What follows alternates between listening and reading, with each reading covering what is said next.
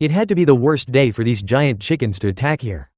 These messed up chickens, called beltos, were fierce, but our guy the Awakener killed them all quickly and without any pain. The people who were supposed to deal with the chickens were shocked. They wondered what had happened. They thought maybe another Awakener had come secretly to fight the monsters.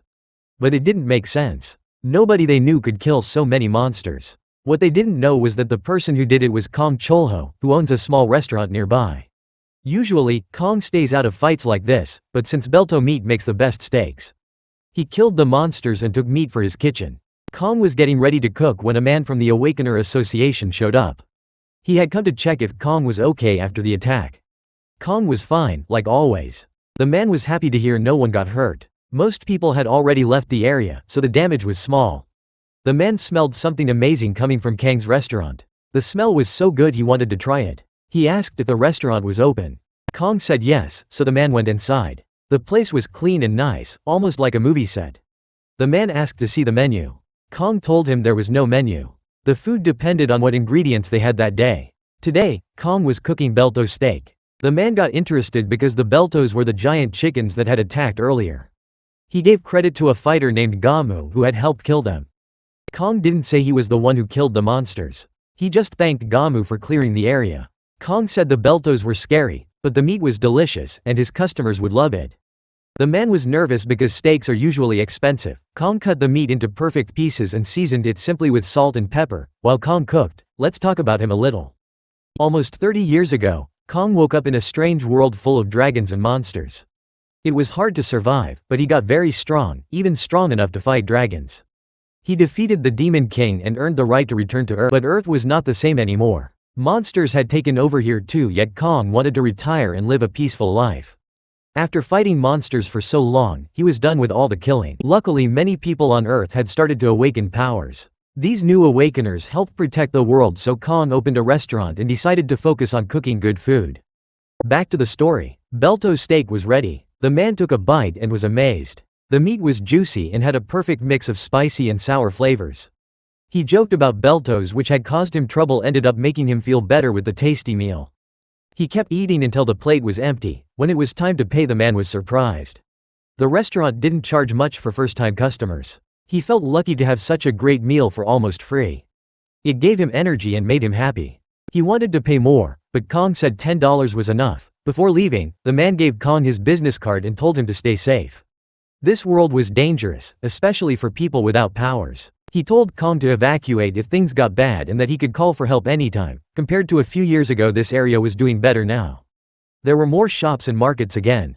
Kong appreciated the man's concern and respected people who risked their lives to protect others. Kong tasted his own food and was happy with how it turned out.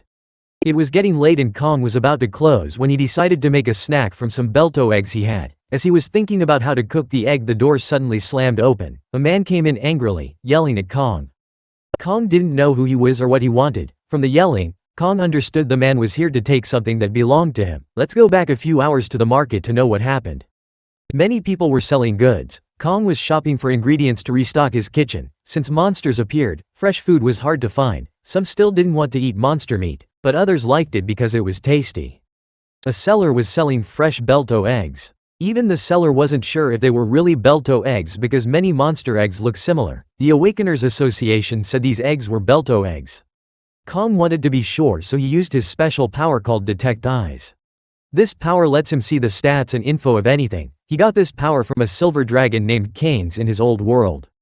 This ability helped him find out which eggs were real and which were fake. He bought the eggs and noticed one egg was special. His power couldn't read it. Since the egg was rare, he took it too.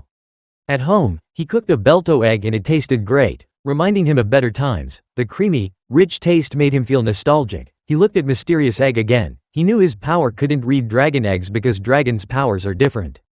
So he guessed this was a dragon egg. Just then the angry man came in. Kong realized the man was a dragon too because his power couldn't read him either. The dragon asked how Kong knew his identity. Kong told him about his Detect Eyes power. The dragon was surprised and angry when he saw Kong used dragon bones and dragon scales as kitchen tools, as that was very disrespectful to dragons. The dragon got angry and started breathing fire. Kong sighed, thinking, here we go again. The dragon hurls a massive blue fireball at him. But Kong casually grabs a nearby frying pan and smacks the fireball away like he's hitting a home run. Using godlike speed, he rushes toward the dragon and slaps him across the face with the pan. That one hit stirs old memories in the dragon. A familiar voice echoes in his head. Back in the previous world, Kong had once stood before the mighty Dragon King and demanded his artifact. He wanted to defeat the Demon King quickly, there was no time for negotiations. At that time, this red-headed dragon was just a kid. And the artifact belonged to his father. When the father refused, the son knew their fate was sealed, because Kong was already infamous across the continent as Mercenary. Snapping back to the present, Kong orders the redhead to clean the floor properly before things get ugly. Reluctantly, the dragon grabs a mop and bucket, scrubbing away the scorch marks. While he works, Kong asks where he's from, curious how this fiery guy knows so much about the Detect Eye artifact.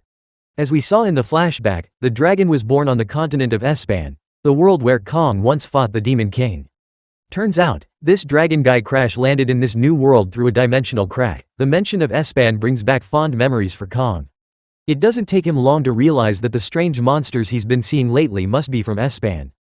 Kong introduces himself using the title he once held in that world, Miro Lias, but says he now goes by Kong Cholho. By now, the dragon is pretty sure Kong is the same guy who clashed with his father. Under Kang's strict supervision, the dragon finally finishes cleaning the place until it looks brand new. With the task done, Kong gives him permission to leave, with his dragon egg. But before leaving, the redhead has one question. Why didn't Kong ever return his father's artifact after defeating the Demon King? Kong asks who his father is. The redhead replies, Ekman Rex. Ah, that explains it. Kong remembers that dragon. No wonder this guy's aura felt familiar. He's the child of that mighty dragon. The redhead trembles as Kong urges him to come closer. Seeing his fear, Kong promises not to hurt him. After all, he hasn't beaten up a dragon in 30 years. Still, the dragon doesn't trust him. Kong then asks how old he is. The dragon says he's in his 50s. Kong replies that he's around 60, making him older. The dragon's not buying it. Unless Kong is half-elf, there's no way a human looks that young at 60. He knows what old humans look like, and Kong doesn't match. Then Kong says something that really makes the dragon sweat. He talks about the arrogance of dragons, and how sometimes it needs to be corrected with proper punishment. The dragon doesn't like being threatened, but he admits, yes, dragons fear death too. That's when Kong clears the air. The scale, knife and cutting board? Gifts. He didn't kill any dragons to get them. Sure, he beat up a few, but he never killed one. As for the artifact, he didn't return it because it broke during the battle with the Demon King. Even if he wanted to give it back, he couldn't. He sincerely apologizes for the loss, but there's nothing he can do now. To make peace, Kong invites the redhead for a drink. The invitation feels like an insult, sharing drinks with a human? But eventually, the redhead gets completely wasted from the alcohol, while Kong stays as sober as ever. The dragon drunkenly brags that Kong is the first human ever allowed to drink with a dragon. Kong isn't impressed. Not the first time I've been called the first human in existence for something, he says. Then he asks who laid the egg. Since this redhead looks way too young for that, the redhead is flabbergasted. Male dragons don't lay eggs. Turns out, the egg is actually his younger sibling. Apparently, a dimensional rift opened in their dragon lair while their parents were away. The redhead and the egg got sucked into it, and they've been stuck here for about half a year. He asks Kong what happened to him after defeating the Demon King. Rumor had it Kong went missing. Where had he been? Kong explains that he had some unfinished business to deal with before returning to Earth. Then comes another question. Why is someone like Kong running a restaurant, when he could be saving, or ruling, the world? It's crazy, the redhead says. A human with Kang's power could take over the planet. Why hasn't he stopped the monsters? Why hasn't he taken control? Humans, after all, are power-hungry, selfish, and warlike. He remembers that once the Demon King fell, humans immediately started fighting each other instead of enjoying peace. Kong agrees. Humans really are like that, he says. But I'm just not interested anymore.